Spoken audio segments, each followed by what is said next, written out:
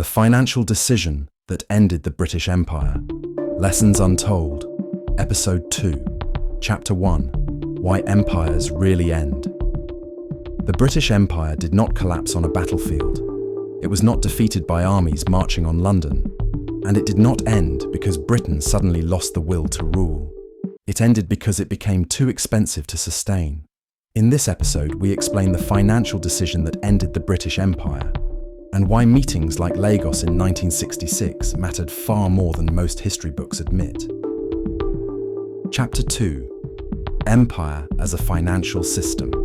For centuries, Britain mastered one skill better than any other power in history: not conquest, but administration. The empire was not held together primarily by soldiers. It was held together by accountants, shipping routes, insurance contracts, civil servants, and balance sheets. Institutions like Lloyd's of London ensured imperial trade. The British currency, sterling, served as a global reserve currency. British banks financed railways, ports, and plantations across the empire. But by the mid-20th century, those balance sheets no longer worked. Chapter 3. The post-war balance sheet. After the Second World War, Britain emerged on the winning side. But victory came at an enormous financial cost. By 1945, Britain's foreign currency reserves were nearly exhausted. The country owed over $4.3 billion to the United States under the Lend-Lease arrangements, though the vast majority of the over $30 billion war aid to Britain was written off by the US. Its cities had been bombed, its industrial base was outdated, and its share of global manufacturing had been overtaken by America. The United States had replaced Britain as the world's primary creditor, and Britain now owed far more than it owned. Empire had once generated surplus. Now it generated deficits. Chapter 4. The true cost of running an empire. Running an empire is not free. It requires continuous spending. On military garrisons in distant territories, on colonial civil services, on infrastructure that often did not pay for itself, on policing unrest and suppressing strikes, on stabilizing local currencies tied to sterling, and most importantly, on absorbing losses when colonies failed to balance their budgets. Before the war, Britain could afford this. After the war, it could not. Chapter 5. Sterling, Capital, and Constraint.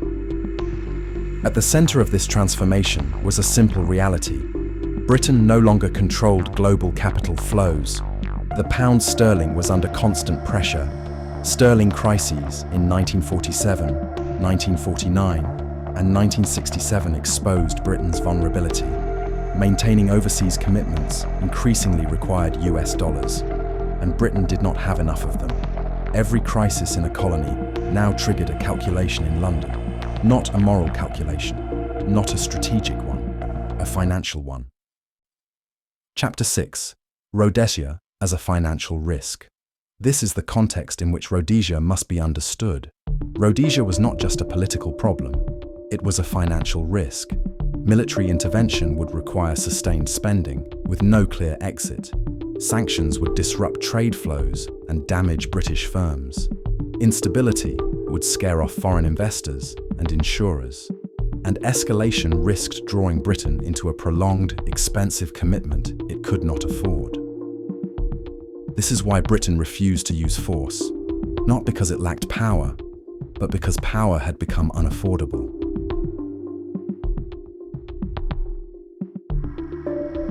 Chapter 7. From Rule to Influence. By the 1960s, Britain had already made its most important imperial decision. It would no longer rule directly. Instead, it would influence indirectly, through institutions, through trade agreements, through finance, through legal systems, and through elite continuity. This was not retreat, it was restructuring. Chapter 8. The Commonwealth as a lower-cost model. The Commonwealth became the mechanism for this transition. It allowed Britain to reduce costs while preserving access.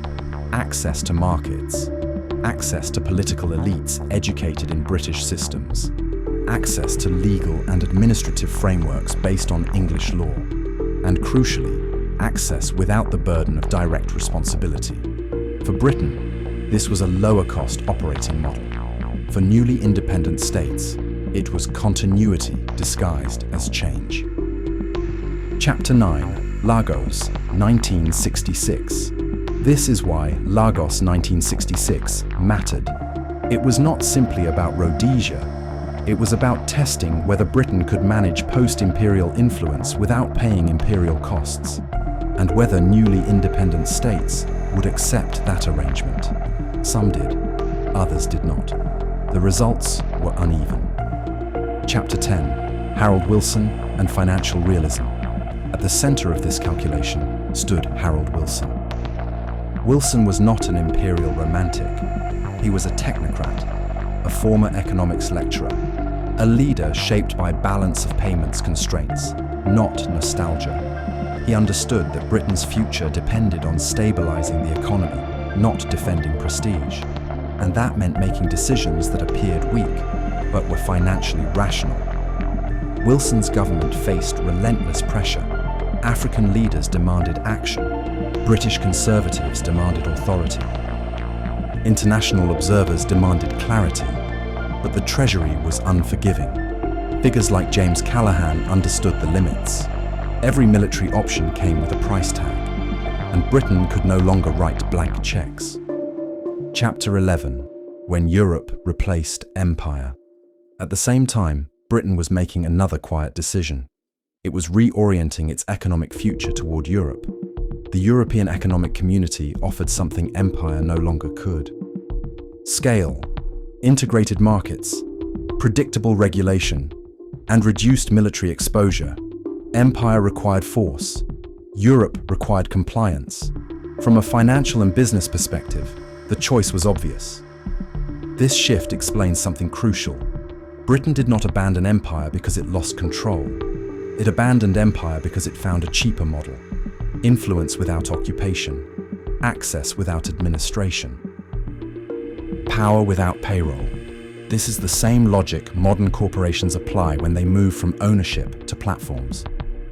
This is also why independence did not mean freedom in the way many expected. Colonial flags came down, but legal systems remained. Administrative structures remained. Trade patterns remained. Elites trained in British institutions remained. The visible empire ended. The invisible one adapted. Technology accelerated this process. Jet travel made diplomacy faster. Telecommunications reduced the need for permanent presence. Global finance replaced territorial control. By the 1960s, power no longer required boots on the ground. It required connectivity, standards, and systems. Chapter 12. Why some states adapted and others failed. This transformation favored some countries more than others. States that invested in institutions thrived. Those that relied on charisma struggled. Singapore understood this early. Under Lee Kuan Yew, it built credibility, legal certainty, financial discipline, and became indispensable to global capital. Others did not, and paid the price. Chapter 13. When power changes form. The lesson is uncomfortable but clear. The British Empire ended not because Britain lost power, but because power changed form.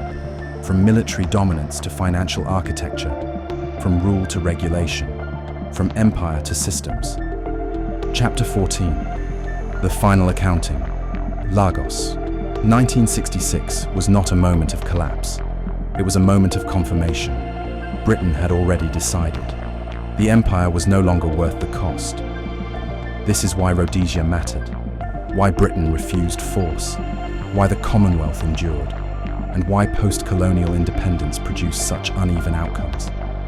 History often tells us who fought. Rarely does it tell us who paid. But empires end when the numbers stop working, not when the flags stop flying. In the next episode, we ask a harder question. If empire ended financially, why did so many newly independent states struggle to replace it? And why did some succeed, while others collapsed? If you value historic accounts of economies, nations, technology, and people that draw lessons for today, subscribe to this channel. This is Lessons Untold. Relax, review, reflect.